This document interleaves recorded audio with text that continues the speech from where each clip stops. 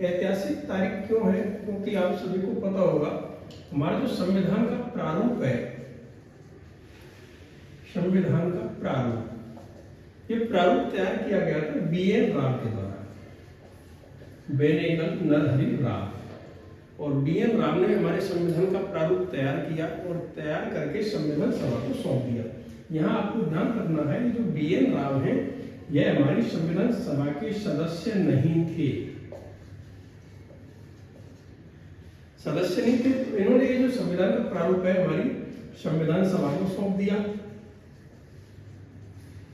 संविधान सभा में एक सदस्य थे, उनका नाम था सत्यनारायण सिन्हा, सत्यनारायण सिन्हा। इनकी सिफारिश पर क्या किया गया, एक प्रारूप समिति बनाई गई। कई बार एग्जाम में क्वेश्चन आ जाता है प्रारूप समिति को लेकर के, कि प्रारूप समिति को एक और नाम कहा जाता था ड्राफ्टिंग कमेटी, ड्राफ्टिंग कमेटी। और इस प्रारूप समिति का पूरा नाम भी था, वो पूरा नाम एक बार पूछा गया था, अधिकांश स्टूडेंट का गलत रहा था, प्रारूप संविधान समीक्षा समिति,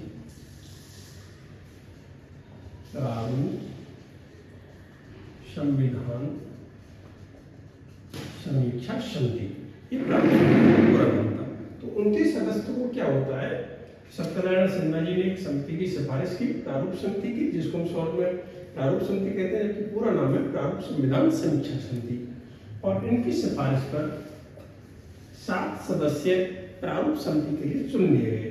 तो प्रारूप समिति का गठन कब होता है, 29 अगस्त को। यहाँ ध्यान रखने वाली बात यह है 7 सदस्यों के नाम आप सभी को जैसे टिप्स पे याद होने चाहिए, और अगर नहीं भी याद है तो हम उनको भगवान श्री कृष्ण के नाम से याद रख सकते हैं, क्योंकि उनमें अधिकांश में श्री कृष्ण भगवान के पर्यायवाची थे, एक दो को छोड़ करके। जैसे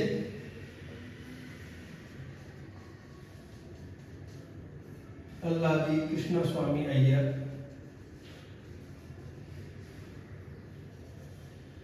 आपके जैसे अगर हम इनको भी ले लेते हैं मोहम्मद शाहबुल्ला, मुख्य सदस्य जैसे आपके डॉक्टर भीमराव अंबेडकर जी,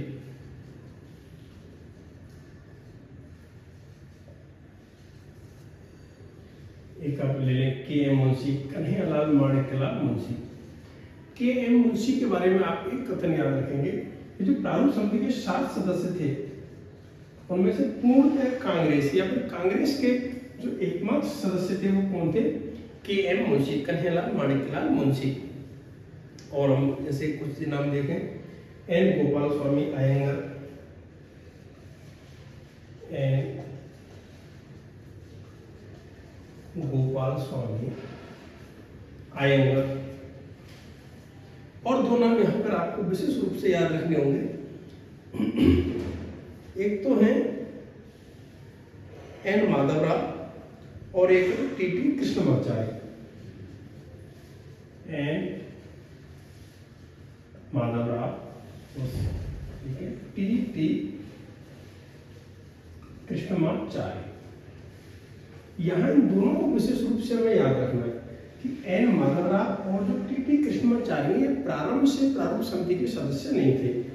क्या हुआ था, जब इस प्रारूप समिति का गठन किया गया था तो एक संविधान सभा की सदस्य थी बेगम एजाज रसूल।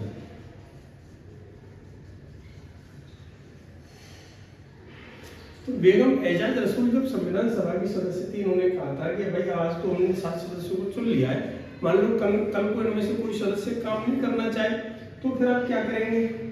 तो उन्होंने कहा था कि उनके स्थान पर जो नए सदस्य नियुक्त किया जाएगा उसके अधिकार हम किसको सौंपते हैं, संविधान सभा के अध्यक्ष को, जो कि कौन थे, डॉक्टर राजेंद्र प्रसाद। डॉक्टर राजेंद्र प्रसाद। तो एक सदस्य थे DP खेतान। DP खेतान जी की मृत्यु हो गई थी, तो उनकी मृत्यु हो गई, तो उनके स्थान पर हमने किनको चुन लिया, N माधवराव जी को, सॉरी DP खेतान BL मित्र। BL मित्र जी का स्वास्थ्य खराब हो गया, तो उनके स्थान पर हमने किसको नियुक्त कर लिया संविधान सभा में, N माधवराव जी को। और इधर को हम याद रखेंगे DP खेतान। डीपी खेतान ये वही है जो पंखे वाले खेतान के पंखे आते हैं। डीपी खेतान जी की मृत्यु के बाद हमने टीटी कृष्णमाचार्य जी को संविधान सभा की प्रारूप समिति का सदस्य नियुक्त किया था। तो 29 अगस्त को लेकर के आपको ये मोटे मोटे फैक्ट्स आपको याद रखने होंगे। सत्यनारायण सिन्हा की सिफारिश पर 7 सदस्यों को प्रारूप समिति का सदस्य बनाया गया। इस प्रारूप समिति का पूरा नाम था प्रारूप संविधान समीक्षा समिति। सदस्य कौन कौन थे? कृष्णा स्वामी Iyer, Mohammad Sadullah, M Gopal Swami Iyengar, Bhimrao Ambedkar, KM. Munshi, BL. मित्र, डी.पी. खेतान।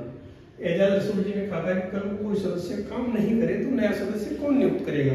तो डॉक्टर राजेंद्र प्रसाद जी को ये अधिकार दिए गए जो कि संविधान सभा के अध्यक्ष थे, और उन्होंने बी.एल. मित्र के स्थान पर एन माधवराव जी को, क्योंकि बी.एल. मित्र का स्वास्थ्य बेकार हो गया था, इनके स्थान पर एन माधवराव को नियुक्त किया।